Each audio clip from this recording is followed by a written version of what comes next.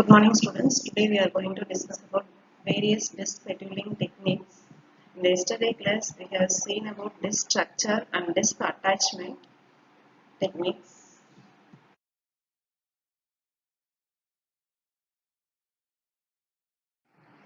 The main responsibility of operating system is using the hardware efficiently. For example, for the disk drives, that means the faster access time and then disk bandwidth. And then faster access time comprises of two things. First one is seek time and then rotational latency. So the main aim is to minimize the seek time. Seek time already we know that this arm to move the head to the desired cylinder. That means the time required for the disk arm to move the head to the desired cylinder, that is called seek time. The rotational latency is once the disk arm moves to the particular cylinder, it needs additional time to reach the desired sector, that is called rotational latency. And then the disk bandwidth is the total number of bytes transferred divided by the total time between the first request for service and the completion of last transfer. So here there are many sources of disk IO request.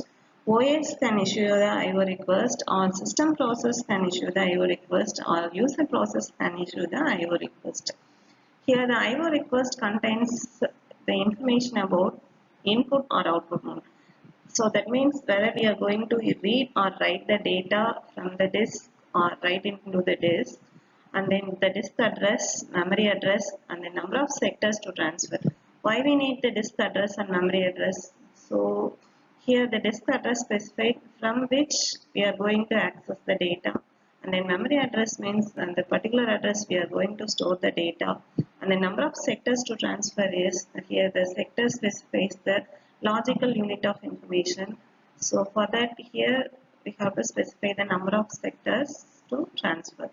And then the third point is OS maintain a queue of request per disk or device. That means the fourth point giving the explanation.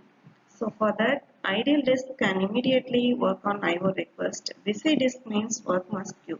That means that if the particular disk or device controller is free from any work, the particular IO request can be serviced immediately. But the busy disk means the IO request that has to be put it into the queue. So OS is responsible for maintaining the queue of request. So when one IO request completed by the OS, OS has to choose which pending request to service next. So for that, disk scheduling algorithms has been proposed to optimize the better seek time and then better bandwidth. So in this slide, we are going to discuss about various disk scheduling algorithms. So we have already seen about the drive controllers have the small buffers or small queues to maintain the queue of IO request.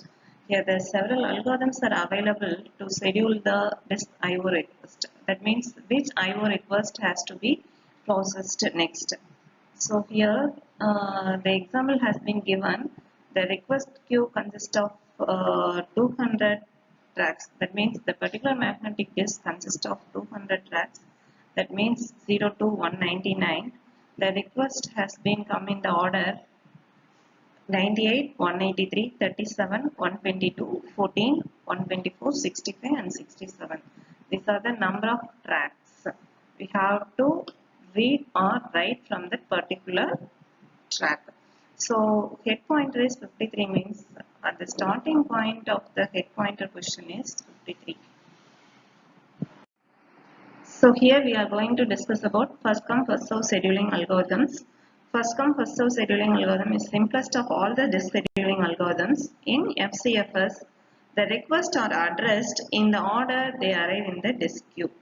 So here consider an example with the queue of requests in the order that has been given 98, 183, 37, 122, 14, 124, 65 and 67.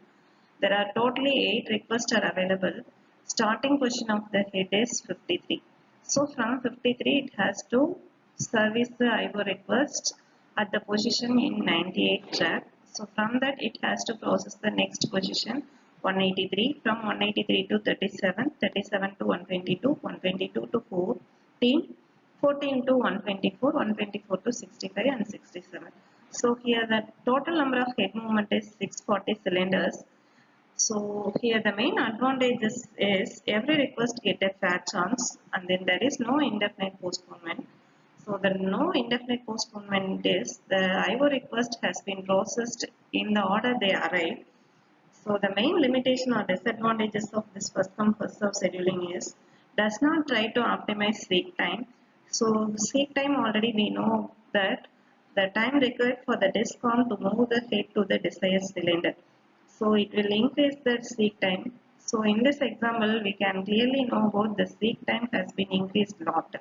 So why? Because here the total number of head movement is large compared to the remaining all other algorithms that we have seen in the next slide. So here for example from the 122 to again the DISCOM to move from the 122 to 14. So here the total number of head movement is large. From the after servicing 14th request, it has been moved from 14 to 124. It needs total number of head movements here is very large compared to all other things.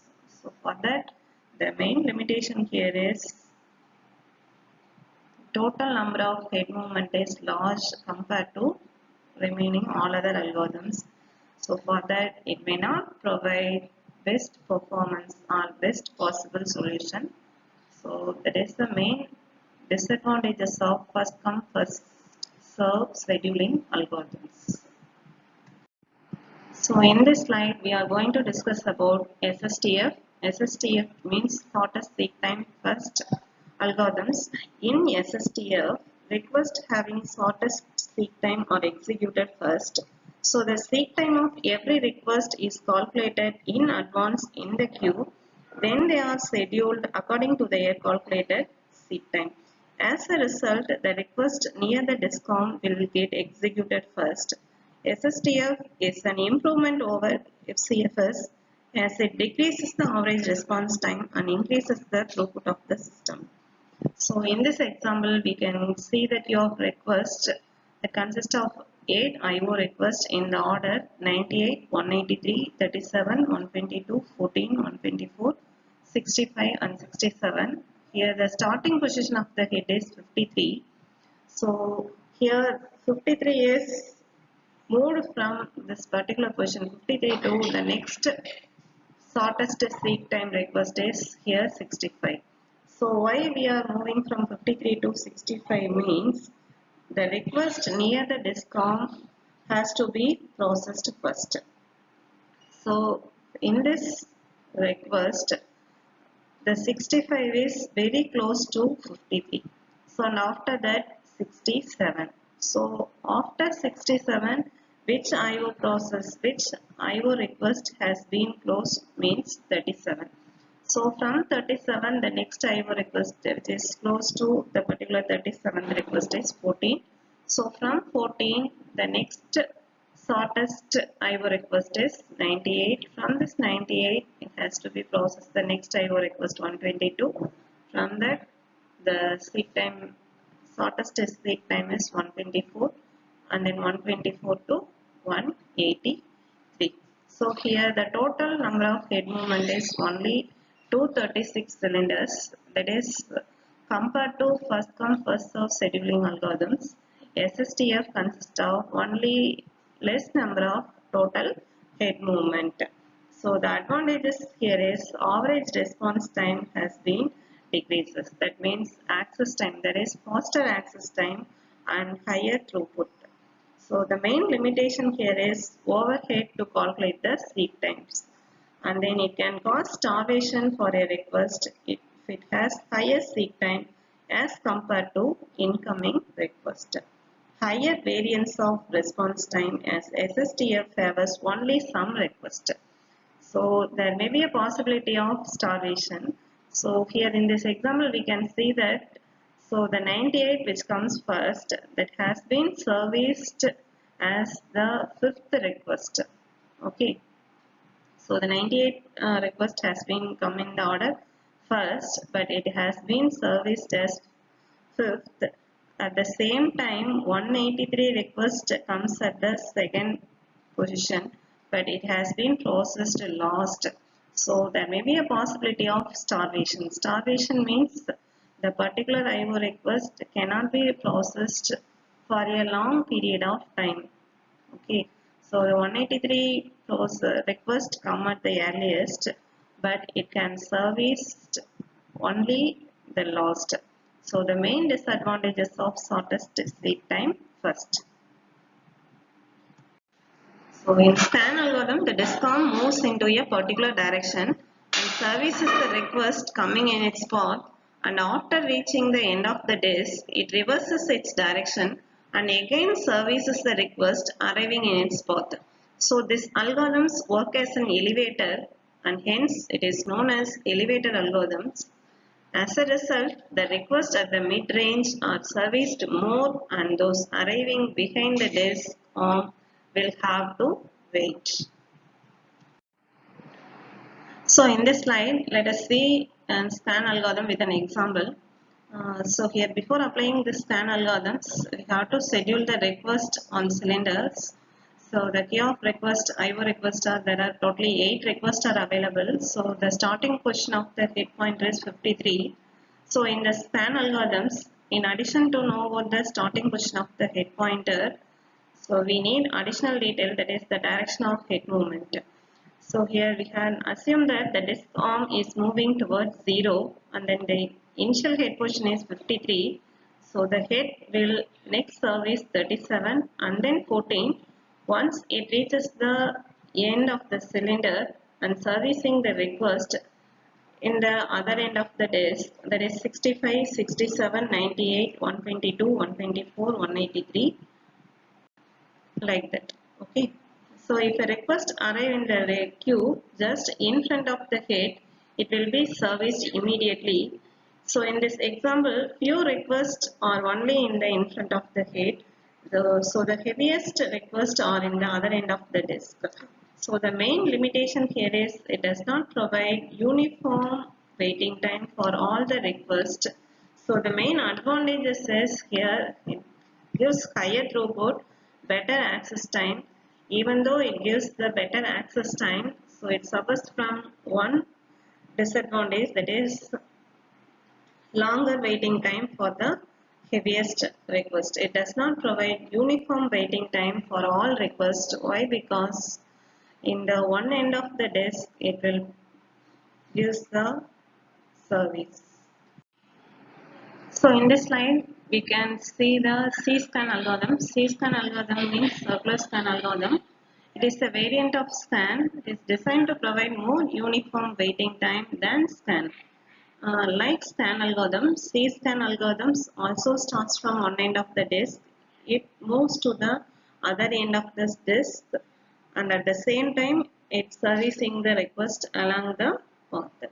When the head reaches the other end, it immediately returns to the other end without servicing any request on the return trip. So this is the main difference between scan and circular scan algorithms. It moves in a circular fashion. So here the disk arm moves in a circular way. So that is the main concept behind C-scan algorithm. So in this slide, let us see an example for C-scan algorithms. Here Q of IO request is already given for the remaining algorithms. Here the starting position of the head is 53. So it is similar to scan algorithm. Here also the request starts at the head pointer and moving towards one direction to the other direction. Here the direction here is right direction. From 53 it starts servicing the request to 65, 67, 98, 122, 124, 183. So after 183 it moves to the end of the disk and returns to the other end of the disk immediately without servicing any other request, and it start processing the further request, that is 14 and 37. So the main advantage here is the more uniform waiting time compared to scan algorithm. So that is the main advantages of circular scan algorithm. So in this slide we are going to discuss about Look scheduling algorithm. Look is an advanced version of SCAN. It is similar to the SCAN's disk scheduling algorithms, except the difference that is the disk arm, in spite of going to the end of the disk, it goes only to the last request to be serviced in front of the head, and it reverses its direction from there only. So it prevents the extra delay which occur due to unnecessary traversal to the end of the disk. It gives the better seek time compared to SCAN. So in this slide we are going to discuss about C-look scheduling algorithms. As look is similar to scan algorithms, in similar way C-look is similar to C-scan disk scheduling algorithms. In C-look disk scheduling algorithms, the disk arm, in spite of going to the end of the disk, it goes only to the last request to be serviced in front of the head, and then goes from there goes to the other end's last request. So it also prevents the extra delay which occur due to unnecessary travel to the end of the disk. So here let us start with an example. Queue consists of 8 IO requests. Here the starting position of the head is 53. So from 53 heads moves to the last request, that is 183. In spite of going to the one end of the disk, it stops only up to 183. Okay, from there it goes to the other end and starts servicing the last request, that is 14, and after that it starts servicing the request 37. Okay, so here the unnecessary travel to the end of the disk has been considerably reduced, so seek time has been fastened. So in this slide we are going to select a good disk scheduling algorithms. Good means that I've optimized disk scheduling algorithms. So far we have seen so many disk scheduling algorithms, starting from FCFS, SSTS, SCAN, CSCAN, Look and CLOOK algorithms.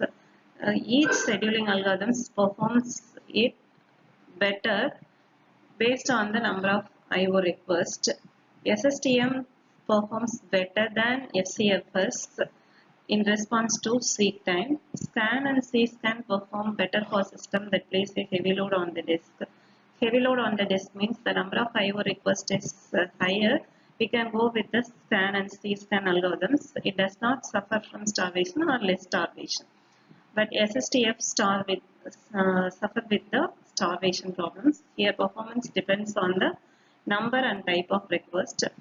So here the disk scheduling algorithms and disk service can be influenced by the file allocation methods and metadata layout. File allocation method, there are three different types of file allocation methods are there. Continuous file allocation, that is contiguous file allocation, linked file allocation, and then indexed file allocation. In the case of contiguous file allocation, files are arranged in the sequential manner, so there is no problem. The number of total head movements has been smaller. But in the case of linked file allocation and then indexed file allocation, file can be spread out anywhere. So in this, the number of total head movements can be large. So the disk scheduling algorithms should be written as a separate module for the operating system, allowing it to be replaced with a different algorithm if necessary. So consider all scheduling algorithms. The SSTF or Look is a reasonable choice for the default